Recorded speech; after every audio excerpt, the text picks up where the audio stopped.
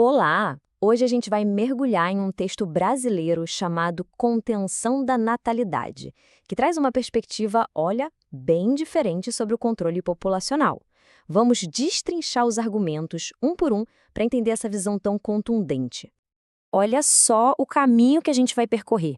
Primeiro, vamos explorar essa ideia de um Brasil que seria um gigante subpovoado. Depois, a gente entra de cabeça na questão moral sobre quando a vida realmente começa. Na sequência, vamos ver como o planejamento familiar é retratado como uma questão política e até mesmo legal. E, por fim, a gente descobre qual seria a verdadeira solução proposta no texto. E tudo isso gira em torno de uma pergunta central. Tem muita gente, é a maior força de um país ou seu maior problema? O material que a gente analisa hoje não fica em cima do muro, não. Ele crava com todas as letras que é o maior trunfo. Vamos entender por quê. Então, vamos lá, começando pelo primeiro pilar desse argumento. E a tese aqui, já de cara, é bem impactante. O Brasil não estaria superpovoado. Pelo contrário, estaria perigosamente vazio. A lógica do autor é toda baseada na história, sabe? Para ele, a conta é simples. Uma nação só se torna poderosa e próspera se a sua população crescer. O argumento é de que o ser humano é e sempre foi o principal motor do desenvolvimento. E para sustentar esse ponto, o autor joga um número na mesa: 14,5 habitantes por quilômetro quadrado. Esse dado é usado para pintar um retrato de um território imenso, gigantesco, mas quase desabitado, principalmente quando a gente compara com outros lugares. E é aqui que o contraste fica gritante. Olha só a densidade do Brasil perto da Holanda ou da Bélgica. A diferença é absurda e serve para reforçar aquele argumento de que o país precisa, e muito, de mais braços humanos para poder se desenvolver de verdade.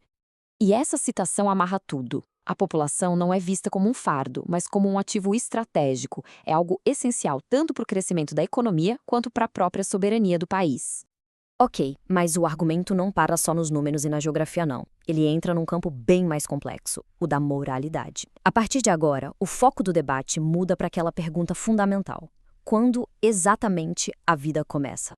E aqui está a pedra fundamental de todo o argumento moral do autor. A vida começa na fecundação. Ponto. Para ele, naquele instante em que os gametas se unem, uma nova vida humana já existe. E essa definição é absolutamente crucial para todo o resto que ele vai dizer. Partindo dessa lógica, ele analisa métodos como o DIU. O raciocínio é o seguinte: se a vida começa na fecundação, então um dispositivo que impede esse óvulo já fecundado de se fixar no útero é, por definição, um método abortivo. E esse mesmo raciocínio é estendido para algumas pílulas anticoncepcionais. O texto alega que, ao alterar um ambiente do útero, elas também poderiam funcionar como microabortivos, porque impediriam a nidação, ou seja, a fixação de um óvulo que já foi fecundado.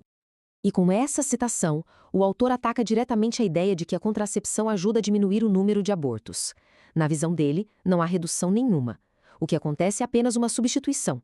Sai o método brutal e entra um sutil, mas o resultado para ele é exatamente o mesmo. Bom, e se até agora a gente falou de demografia e moral, prepare-se, porque o tom da análise muda completamente. O autor passa a enquadrar o controle de natalidade não mais como uma questão de saúde, mas sim como uma manobra política cheia de interesses por trás. Essa citação já dá o tom da acusação, que é a mais grave do texto, a de que o planejamento familiar seria, na verdade, um complô neocolonialista, uma conspiração para enfraquecer as nações em desenvolvimento.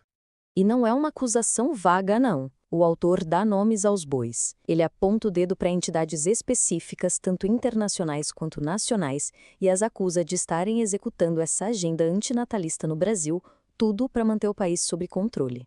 Resumindo a ópera, a teoria de que o controle populacional seria uma estratégia deliberada para impedir que países como o Brasil se tornassem potências globais, uma forma de mantê-los para sempre na condição de dependentes.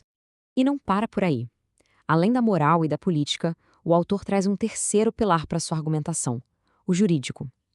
Ele também afirma que essas práticas de controle de natalidade seriam, na verdade, ilegais segundo as leis brasileiras da época. Basicamente, o autor constrói um caso jurídico completo. Ele cita o Código Penal para dizer que o DIU seria um instrumento de aborto e a esterilização uma lesão corporal grave. Ele transforma o controle de natalidade não só em algo imoral ou politicamente suspeito, mas em um ato criminoso. Ok. Depois de construir todo esse caso contra o controle de natalidade, o que o autor propõe como solução, então? Bom, a resposta dele vai numa direção completamente diferente do que se poderia imaginar. E aqui vem a grande virada de chave no argumento do autor. Para ele, a lógica está invertida. Não são as famílias grandes que causam a pobreza. É a pobreza que causa as famílias grandes. Portanto, atacar o número de nascimentos seria tratar o sintoma e não a doença.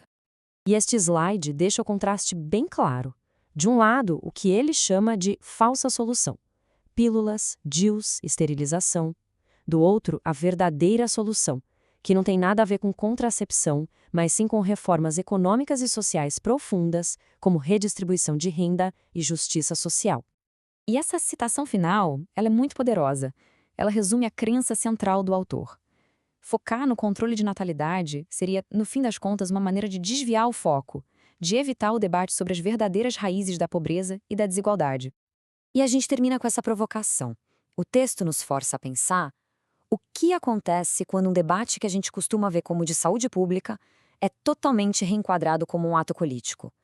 Independentemente de se concordar ou não com o autor, essa perspectiva muda completamente os termos da discussão. Fica aí a reflexão.